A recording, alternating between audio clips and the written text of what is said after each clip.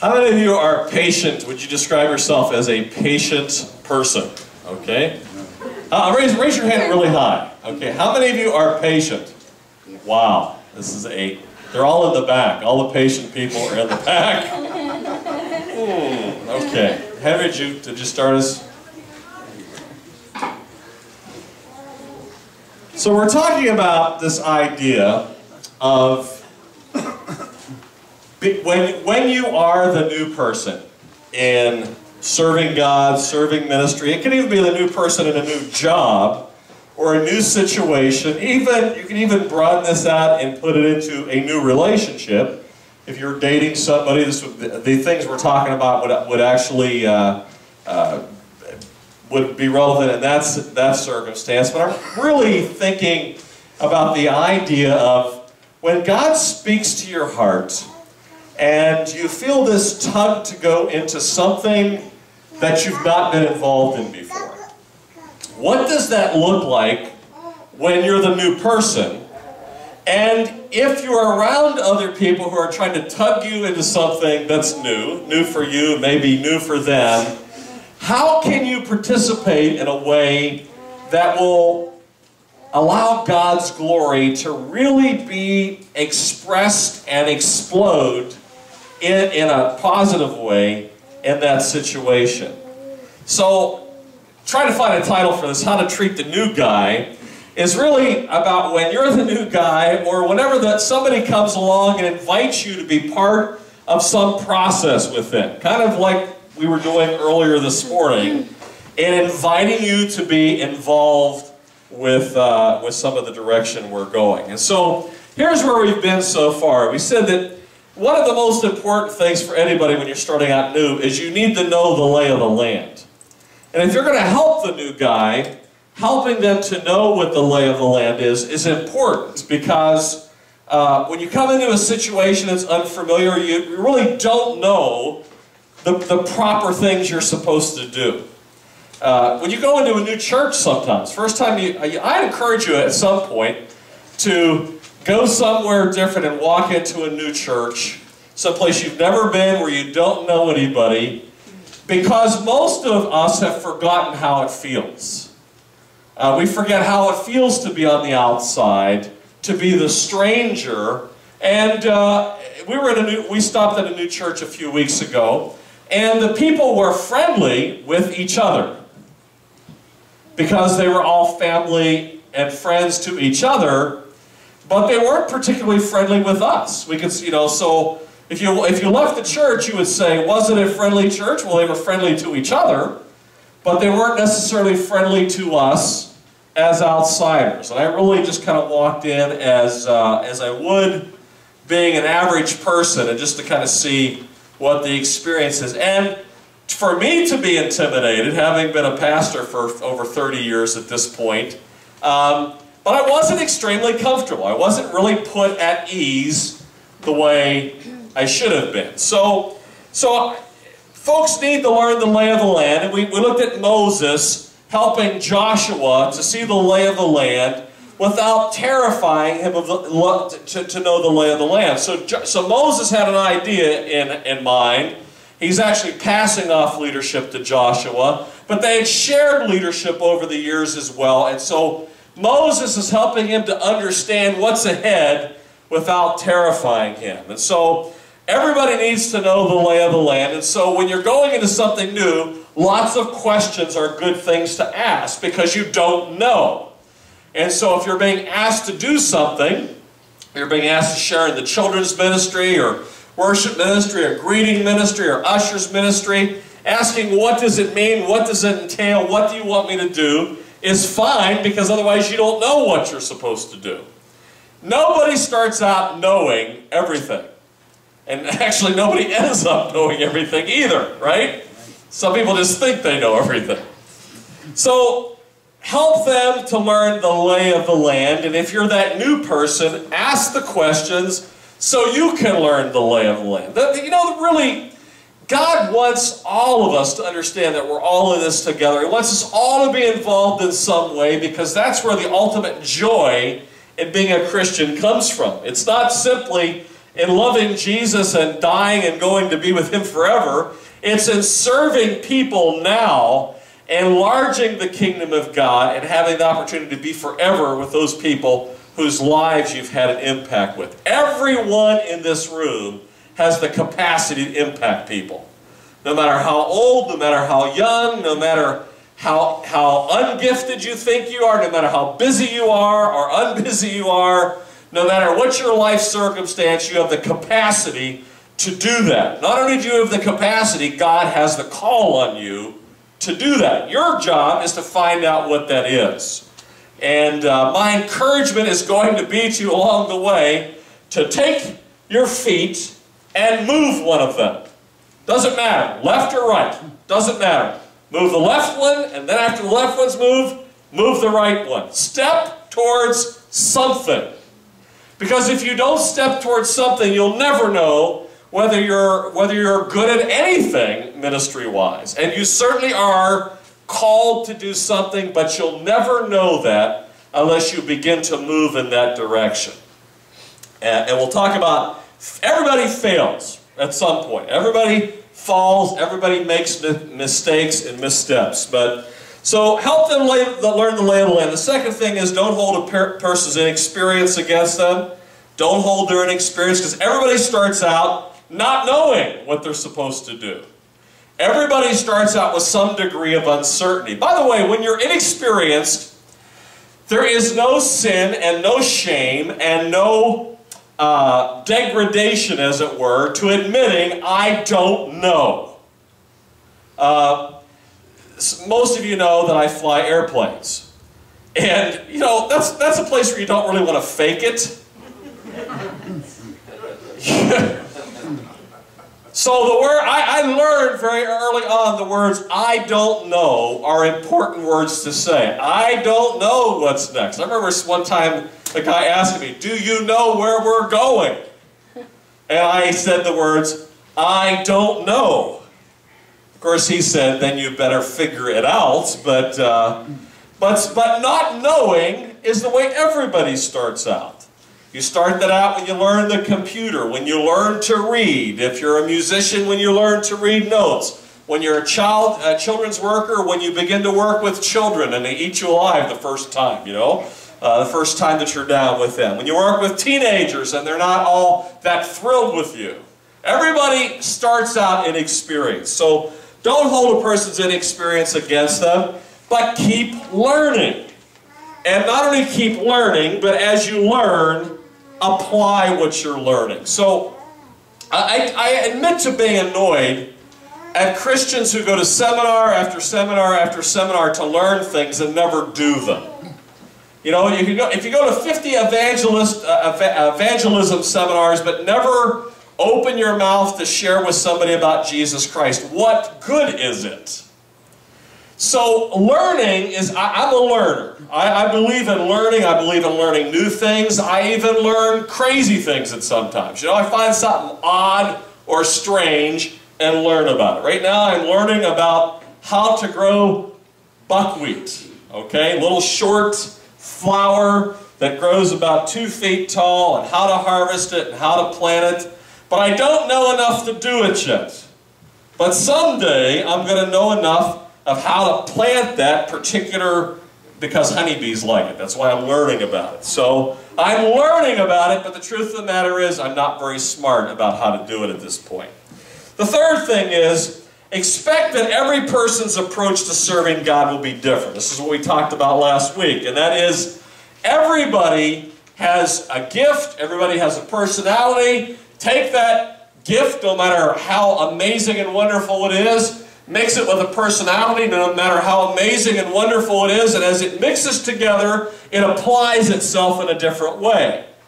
So somebody has a gift of evangelism, but they're not outgoing, and you mix them together, and they're very calm and sedate, and maybe one-on-one with people and sharing about Jesus. Take somebody who has the gift of evangelism, and who is very outgoing, and they're very verbose and outgoing about the way they share about Jesus. Neither is wrong, they're just different.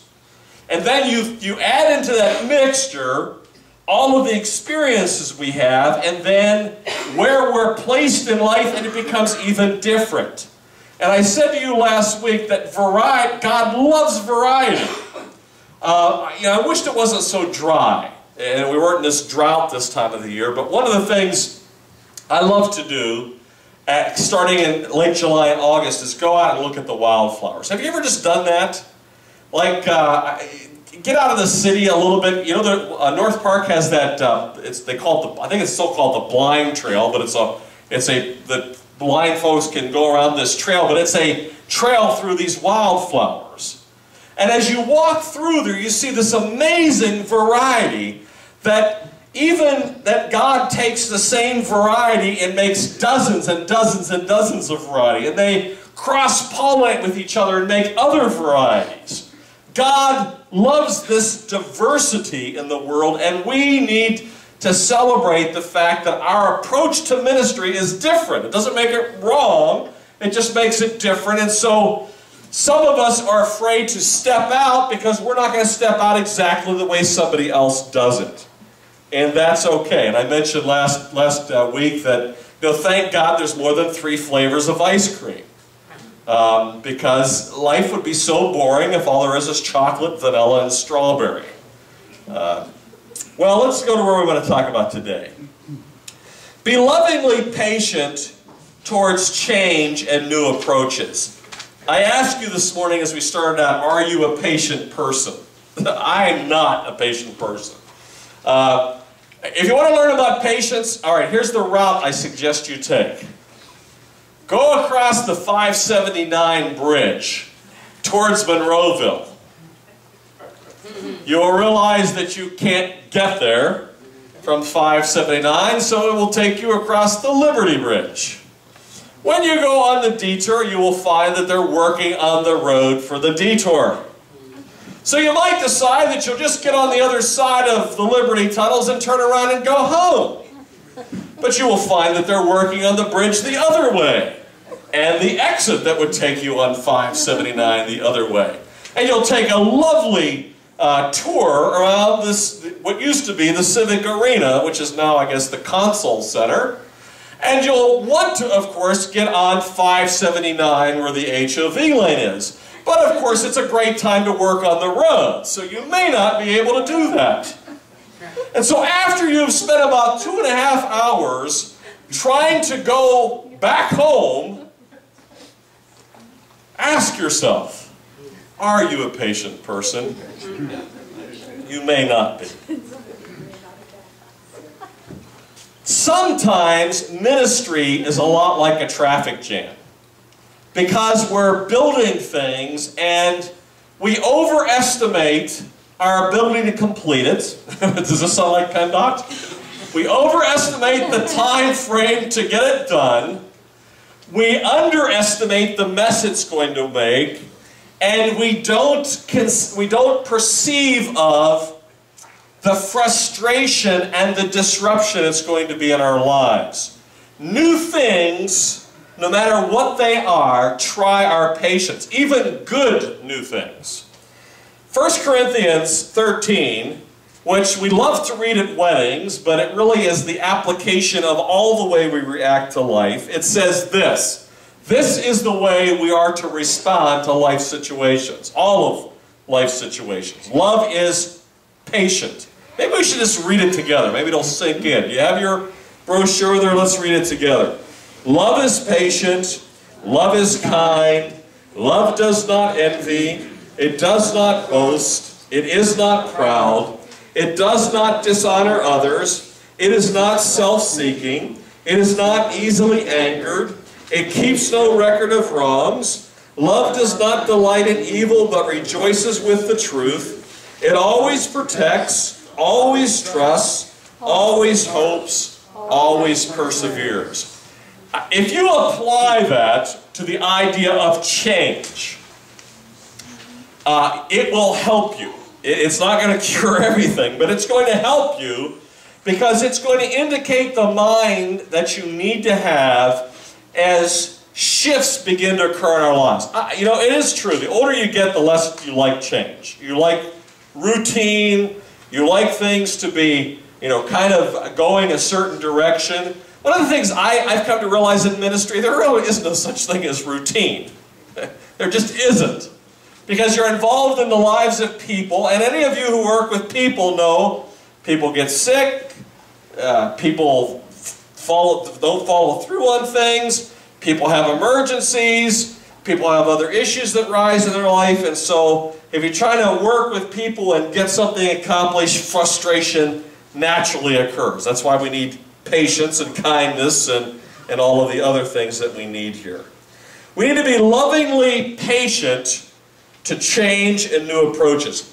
The joke is, how many Free Methodists does it take to bring about change? The answer is, what do you mean we have to change?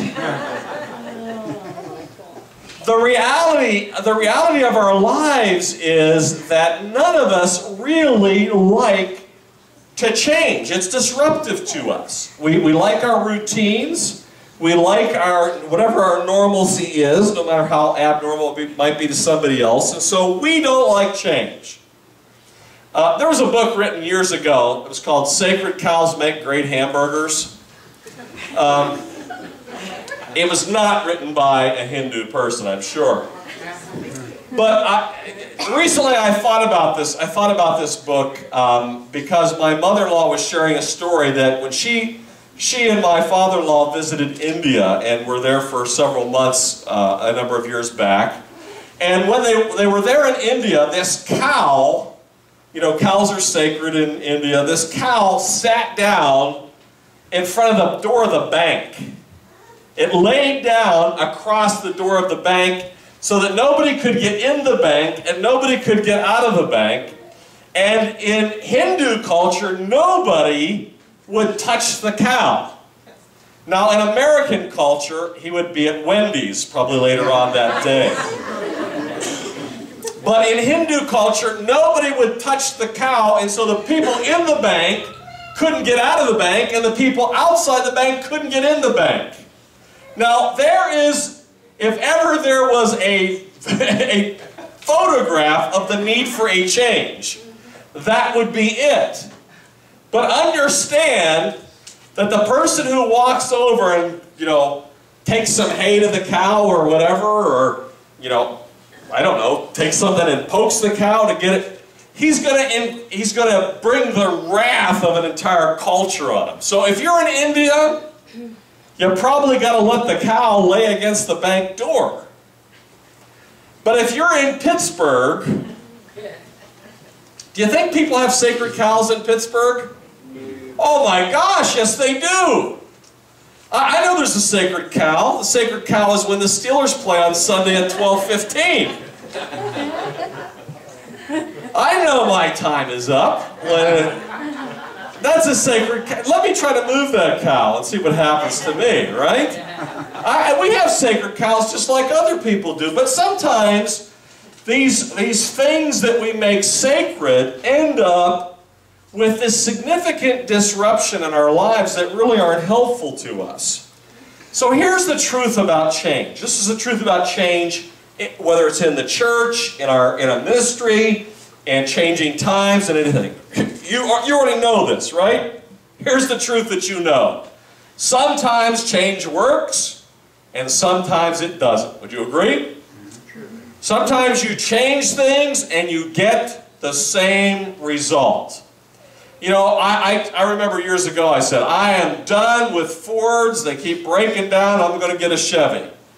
Chevys break down too. So I changed, but it didn't change the outcome for me. It might be the fact, I don't know, aiming towards potholes and trying to hit them may be bad for the suspension. I don't know. I'm not so sure about that. The other thing that's true about change is sometimes change works for a while and then it stops working. So we try to do something and it works for some period of time and then stops. Hence a diet, right? When you go on a diet, usually for some period of time, whether it's the peanut butter diet, the Oreo cookie diet, the Wendy's Frosty diet, those are all ones I've tried. they only work for a short period of time. I'm making them up, okay? So they work for a period of time, whatever you've been on, and then something stalls out. And we begin sometimes to lose heart, or if you're really serious about it, you have to adjust yourself to the change. So just because you have a big fanfare and you change something, it doesn't mean that somewhere along the line you shouldn't adjust it. If you never adjust things, then things ultimately will crumble, because change, whatever change it is, only works for a short period of time. Does anybody know why we meet at 10:45 in the morning? Does anybody know? Does anybody here know why we meet at 10:45 in the morning? It's on the sign. That's true. That's not why we meet. We meet at 10:45 in the morning because Sunday school used to start at 9:30. Sunday school started at 9:30 because milking your cows starts somewhere between 4 o'clock, 4:30 in the morning, and by the time you're done milking and get yourself changed, you have enough time to go to Sunday school with clean clothes. How many of you milked your cows this morning? I don't believe you. Okay. Nobody has cows here, but we're on a schedule that is befitting the dairy industry. It's befitting farming and agriculture and the dairy industry. That's why our time is the time that we meet. Now, we have adjusted to it. It's become standardized to us, but that doesn't mean it's the best time to meet. So do we think about things like maybe we should be a little bit earlier? Maybe on Wednesday we should eat before we study. Is that a way to help people? Is that helpful? You know, can we do something? Is it about having something simple?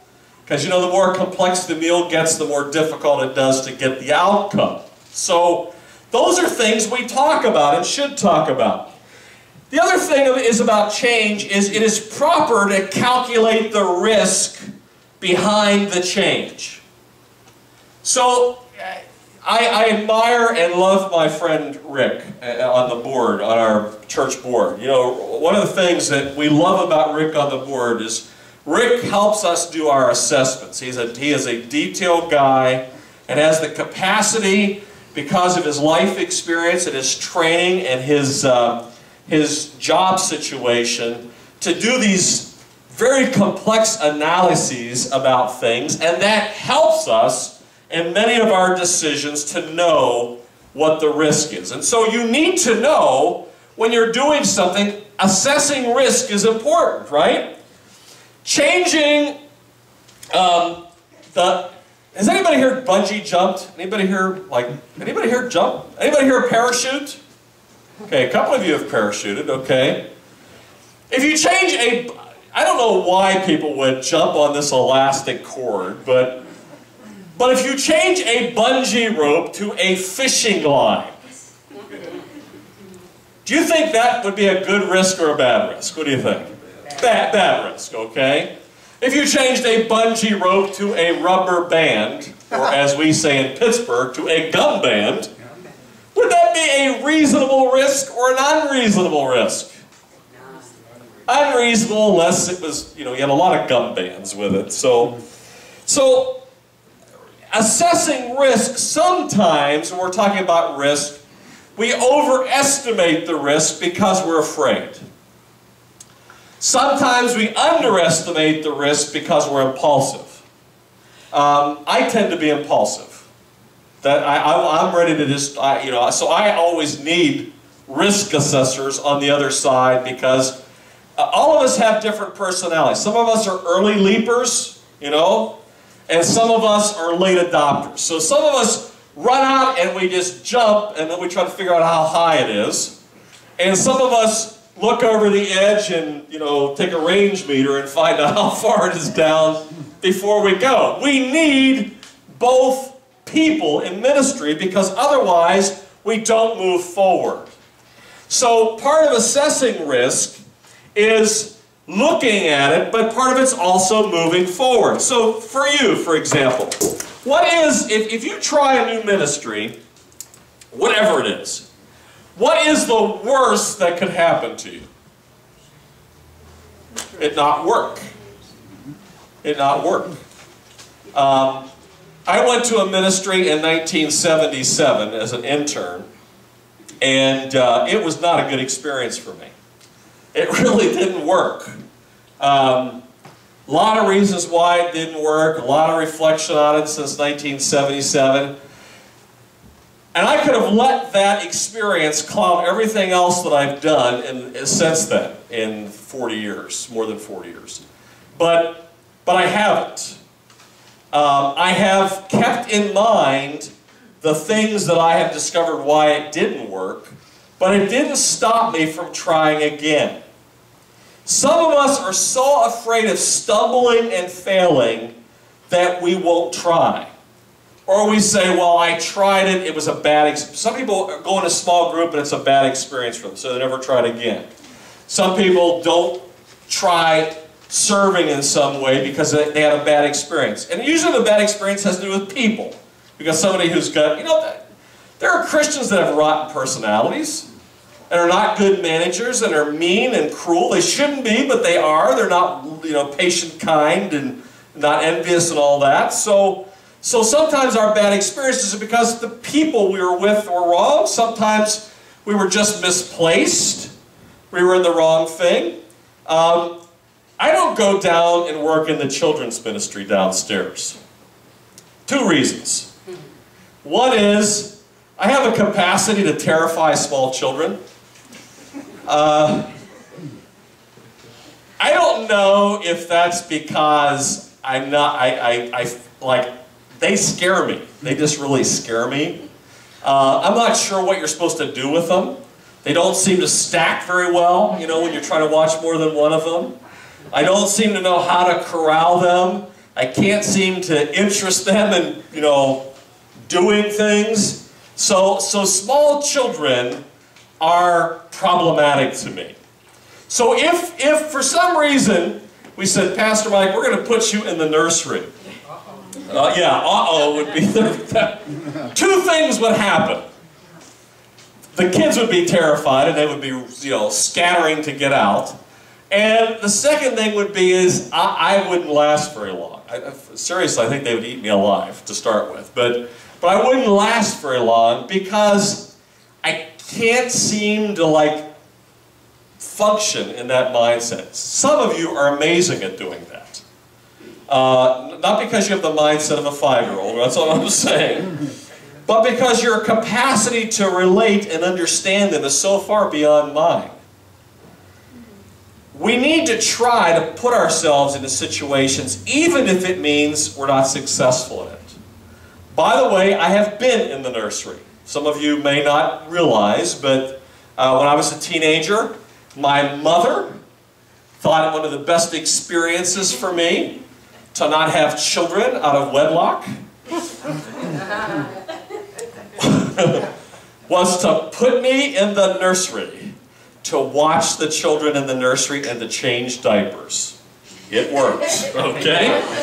I'm not suggesting that's the way you direct your children to find their ministry, but I want to tell you that I have been in the nursery. I spent almost a year in there and realized that I would wait until I had a loving wife who could deal with children, okay?